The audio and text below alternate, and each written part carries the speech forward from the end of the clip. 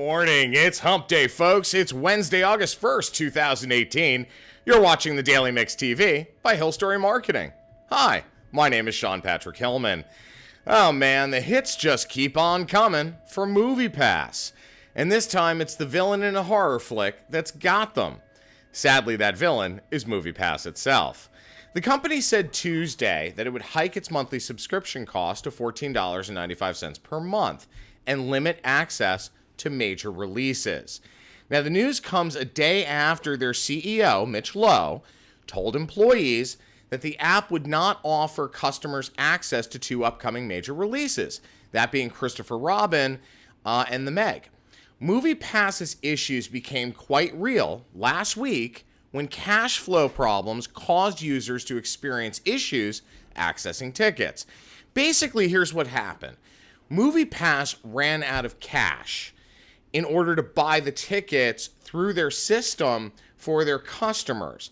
Why? Because their credit processing merchant hadn't been paid, so they shut them down until they had more money. This forced MoviePass to take out a $5 million loan with a whole lot of caveats to it in order to keep things running. Now, I have a feeling that despite the chest beating and egos involved at MoviePass, the curtain will soon be coming down on that company very quickly. I called it earlier this year when AMC launched its own subscription service, and we did cover it on the Daily Mix TV. Now, in the interest of full disclosure, I've been an AMC customer most of my life. During the earlier days, when they were known as Lowe's Theatres, because remember, Lowe's was acquired by AMC amongst a whole bunch of others, I think that AMC has a brilliant approach, and one that is clearly winning out overall in terms of competitors and services like MoviePass. Unlike a lot of businesses, AMC has really done a great job of continuing to innovate and pivot their model. Yeah, in any chain, in any business, you've got a couple of holes, as an example.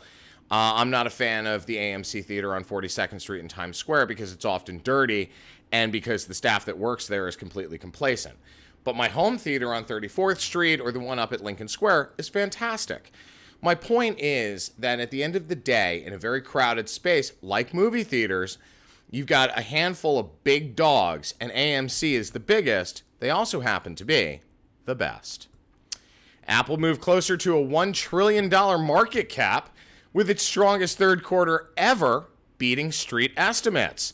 Now, despite rumors and, of course, Apple haters' insistence that the iPhone X was an absolute bomb, sales, in fact, boosted revenue, while Apple's service business, so Apple App Store, Apple Music, Apple Care, and, of course, iCloud, brought in a record $9.55 billion. That's up 31% from last year. Now, the surge bolsters the claim that Apple is no longer dependent on devices like the iPhone and are, in fact, becoming increasingly reliant on sales of subscription and software. Remember, when Steve Jobs was still alive, he did a fantastic job of trying to diversify their holdings and how they approached revenue. Tim Cook, thankfully, has kept that going and actually done even more. After-hours trading saw Apple's market cap reach an all-time high above $950 billion. So perhaps by the end of this year, we'll have a new trillion-dollar company.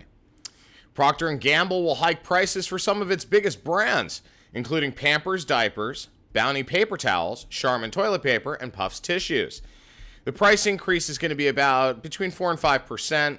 It'll come into effect late this year or in early 19. So P&G notified all of their customers that they're increasing the prices. I mean, the news came out yesterday on this, and I get it, a strong economy, healthy consumer spending, and frankly, a higher cost of doing business is what's driving this. And there are a lot of companies, the biggest ones in each category, that are raising their prices. The problem really is about this notion of push and pull. So what you have going on is, like in fast food, you've got the $15 minimum wage push, which got pushed through. And all of a sudden, McDonald's is kicking half their employees out of their stores because they're converting to kiosks to save money.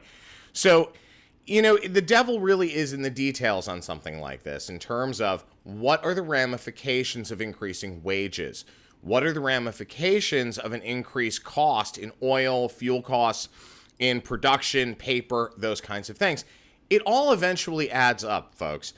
As the biggest player in the field, Procter Gamble does tend to lead the way in these kinds of decisions amongst other players like Unilever. So I have a feeling we're going to start seeing much higher prices that run the gamut of all consumer products because, frankly, we haven't had a massive price increase in quite some time. We've had a steady, slight increase. But at the end of the day, the cost of doing business has gone up so much over the last 20 years that a lot of these companies really do need, in order to maintain their profit margins, really do need to increase their prices. Now, for a little Way Back Wednesday, do you remember this? I just met this girl named Buffy. I'm Pike. Pike isn't a name, it's a fish. I liked her, even though she seemed kind of flaky. But, as it turns out... You have been chosen, Buffy. To do what? To stop the vampires. Does Elvis talk to you? And things started getting weird around here. Are we having a nightmare? You threw a knife at my head. And you caught it. She was the one person I could really count on. Kill him a lot. Hi. Hi. What are you doing here? What am I doing here? I'm saving your butt. That is a bad guy. Can we go, please?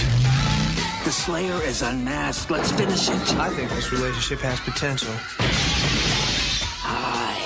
How's it going? You're obviously having a bad hair day. If she can just get rid of those other guys in her life. Stab him in the heart! Christy Swanson. I am so sure. Donald Sutherland. Paul Rubens. With Rutger Hauer and Luke Perry. Buffy, you're not like other girls. Yes, I am. Buffy, the Vampire Slayer. I didn't even break a nail. Directed by Fran Rubel Kazooie. That's right. Buffy the Vampire Slayer debuted in theaters 26 years ago yesterday. I can't even believe I'm talking about this. Interestingly enough, Warner Brothers floated the idea of a reboot a couple of weeks ago and was met with rabid negativity on social. So now they're clarifying. Yesterday they put out a statement and the director or the producer, put out a tweet stating that it's not a reboot. It is, in fact, a continuation of the original series starring Sarah Michelle Gellar, wherein the story picks up 20 years later with a new Slayer. Now, if you ask me, they should leave well enough alone, given the cult following Buffy has. I hope you guys have a great Wednesday. My name is Sean Patrick Hillman. I'm the CEO of hillSTORY Marketing. I'm also the editor-in-chief of the Daily Mix TV. We'll see you tomorrow on Thursday. The end of the week is almost here, kids.